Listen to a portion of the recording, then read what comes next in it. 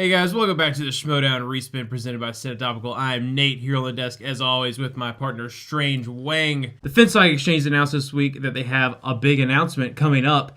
Do they have a trade in the works? Are they doing something to shake up their game plan for the rest of this season? So make sure you stay tuned to the FinStock Exchange channel as well as Topical for more news upcoming on that. Speaking of the FinStock Exchange, we have an exclusive interview with Ben the Boss Batemen. So excited to share that with you guys. It was great to sit down with Ben and pick his brain about a few things. On today's episode of The Respin, we'll also be talking about next week's upcoming match, predictions for that, this week's current match, but also on Backstage, Ben Batemen shared some thoughts on the Modern Classic category as a whole. What makes a Modern Classic? Should it exist? Strange Wang, what are your thoughts on this? Really, the debate was, what is considered a Modern Classic? I know Bateman did say that they should just do like a Rotten Tomatoes score. And if it's over 99% or 99%, it should be in the category. I, on the other hand, disagree. I think this is simple modern classics. I think that's your majority of movie fans. So you go to a little website called Google, and then you type in movies from the 90s. Take the first 10 to 15 movies. Most people have seen them.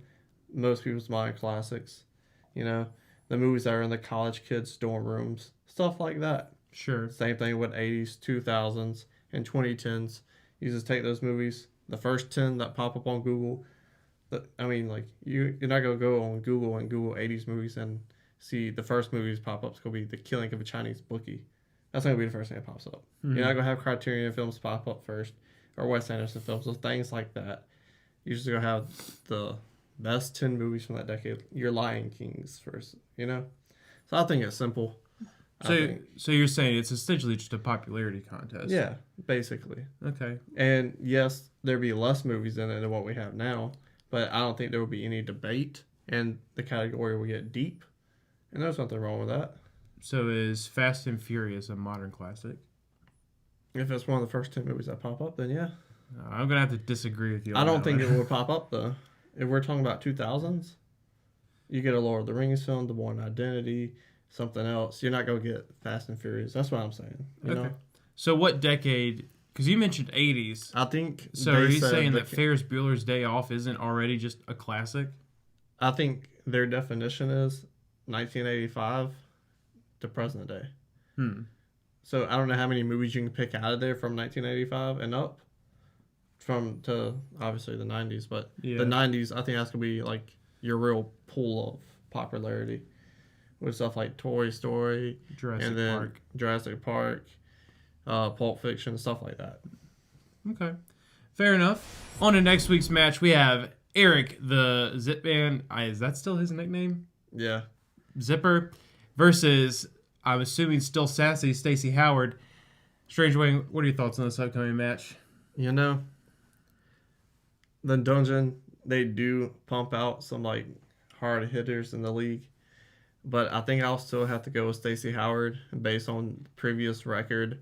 She hasn't always went in there and played the best game, but she does have big wins over people like Mark Ellis. So I'm going to have to go with Stacey Howard. Yeah. First of all, to be honest, I just can't wait to see what she wears because I think she puts more thought into her outfits for the Schmoedown more than any other competitor, and I personally find that stuff fascinating. So I'm mostly excited about that. I'd have to agree with you. I'm 100% going Stacey Howard to this match. I think it's been a minute since I've seen her in one, so I'm not really sure how much preparation she's done in between now and then. I'm sure she's ready to get back into the Schmoedown, but Eric Zipper, he's funny, and he's a nice little side character.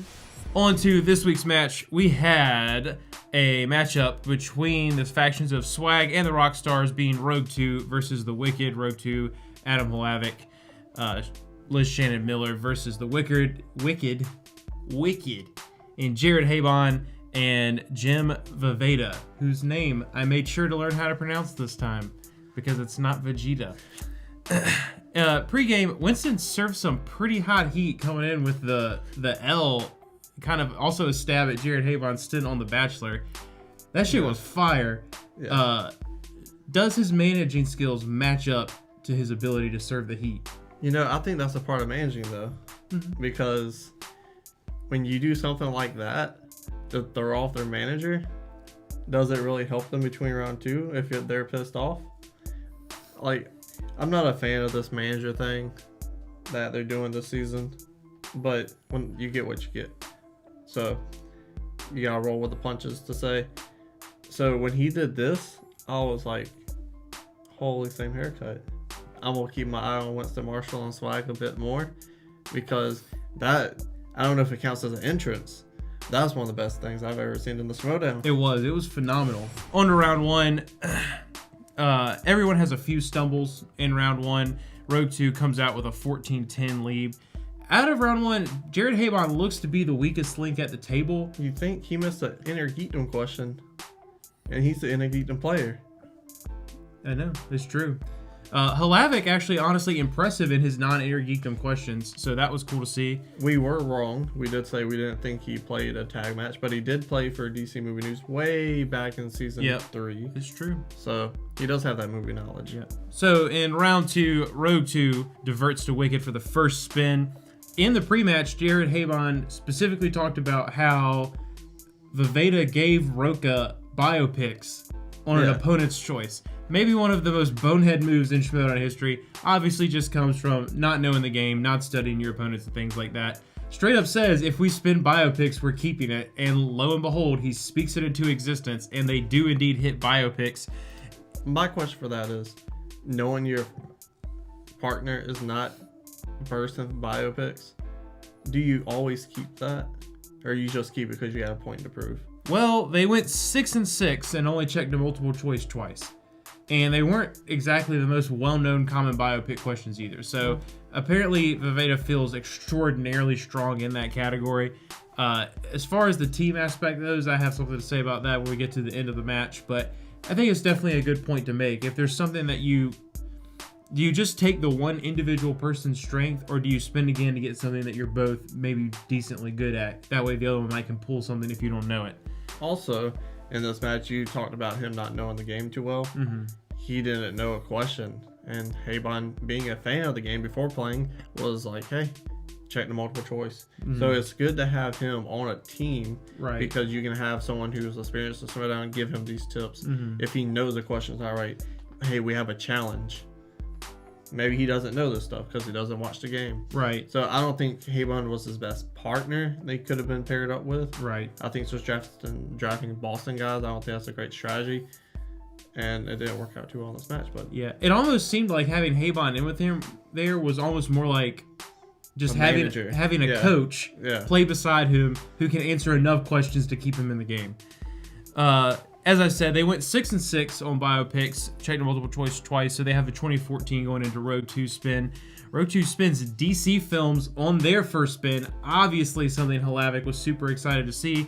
The most interesting thing about it is Liz Shannon Miller seemed to be popping answers in his ear before he could even come up with them half the time. Well, we did see her in a Star Wars shirt. Mm-hmm. Huge category in the inner geekdom. So maybe she's also, her wealth of knowledge goes into the inner geekdom, you know? We don't know. But anyone who wears a Star Wars shirt, I think they probably like comic book movies. I would assume so as well. Road 2 goes 5-6 in their round. They do give up a 1-point steal on the Swamp Thing question. It is a DC film, so I mean, you gotta take them when you get them. So they do still have the 24-21 lead going into round 3. So going into round 3, Wicked either has to hit their 2 and 3-pointer or just their 5-pointer to win the game. They can hit the 3-pointer and only a 3-pointer to tie it and avoid the TKO. Habon takes the 2-pointer in rom-coms and hits it. So Viveda has to take the 3-point musical question, and he actually misses it. So they are down to this. They have to answer this 5-point question to avoid the TKO. They get to confer together. I'm not sure how much help that is to Jim Viveda at this point. So they hit the category of dramas, very fitting for the situation, and they can't pull that one either. The Room. Yeah. Room. Brie Larson. She's great in that film. They didn't know the answer, though, so it's a TKO for Rogue 2. I believe we both predicted that one right. We did. That's what I thought. So Swag gets the win. Rogue 2 moves to 1-0 on the season. Wicked moves to 0-1. My question is, Viveda, obviously very good at movie trivia. He knows his stuff. He's got depth of knowledge. If he's going to succeed in the teams division, What do they need to do with him? Do they need to just pick someone else from the faction to stick him with? Try to get Habon studied up so he still has his good coach. He has some chemistry in there. Or do they just trade Habon and try to get someone better for Viveda to get in there? Because that guy, Viveda can obviously be a force in the Schmoedown period, but he's not going to go anywhere with teams with things the way they are right now. Yeah, I think if you have Habon, I don't think you can trade him. His record at Anagietum isn't great. Mm-hmm. Obviously, in this match, dude's like missing Anagietum questions. So that shows his Anagietum knowledge is great. So you don't draft him as an Anagietum player. Teams, I don't think you trade for him in that either. I do think you should switch him out for another person, though, most definitely. That's already in your faction? Yeah.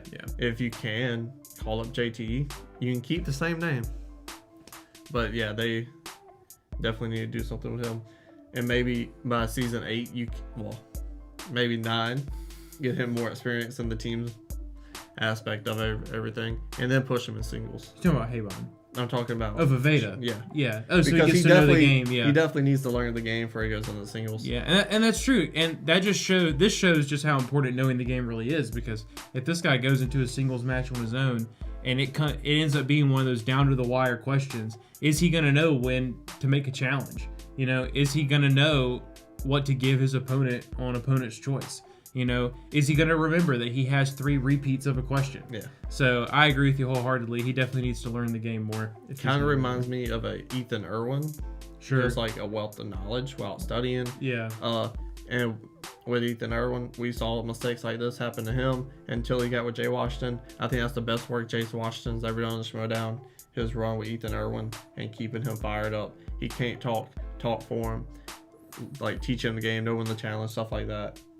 So I don't know if Roxy is, because she seems more like a cheerleader, more like a support thing. Mm-hmm. Like supporting the players, she's got down pat, but being very vocal about, hey, I know this question's wrong, you got to challenge. So I don't know. So maybe he just needs a new faction next year.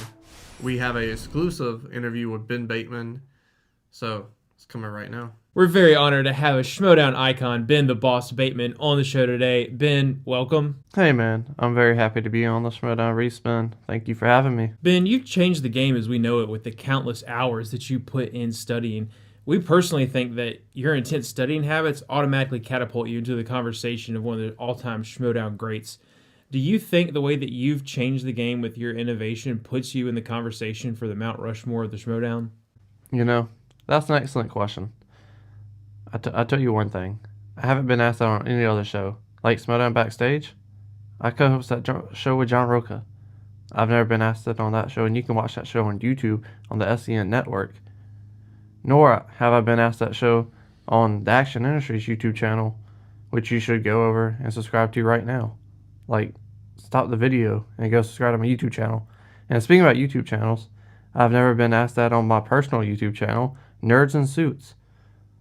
So when you stop the video to go subscribe to Action Industries, go over and subscribe to Nerds in Suits too. That's great, Ben, but you didn't really answer the question. Did I mention I have a personal YouTube channel, Nerds in Suits? Right. So what motivated you to study so much for a movie trivia YouTube show? It all stems back to my Pee Wee T-ball coach, Mr. Winkler. Who's the loser now, Mr. Winkler? We have one more question for you, if that's okay. Yeah, man, I'm fine. So the past week we saw a great match between Rogue 2 and The Wicked. Ben, we just love to hear your thoughts on that match, man. Let me get another repeat. Okay. Ben, we saw a great match between Rogue 2 and The Wicked this week. We'd love to hear your thoughts on the match. Let me get a JTE. Is this guy fucking serious? All right, Ben, we saw a great match between Rogue 2 and The Wicked this week. What are your thoughts on the match?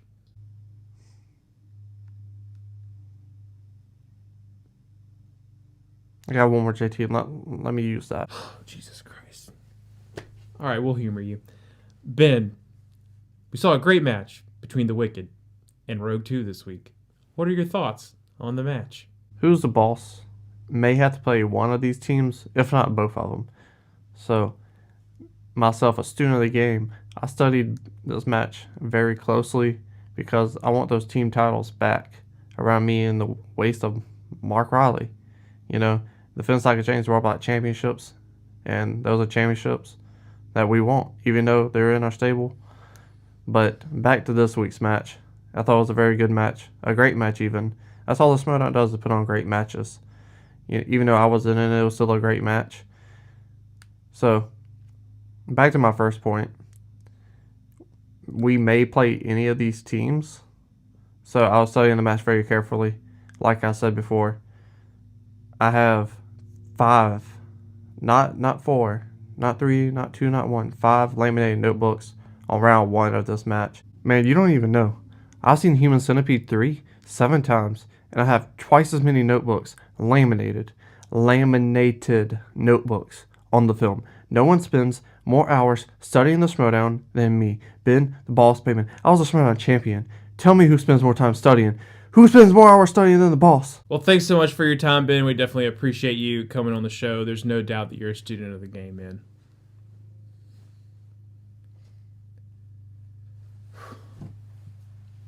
Yo, this guy's the fucking Lou Bloom of the Schmoedown. Where the fuck did this come from? This has been the Schmoedown Respin on Cinetopical. Thanks so much for watching. As always, like, comment, and subscribe.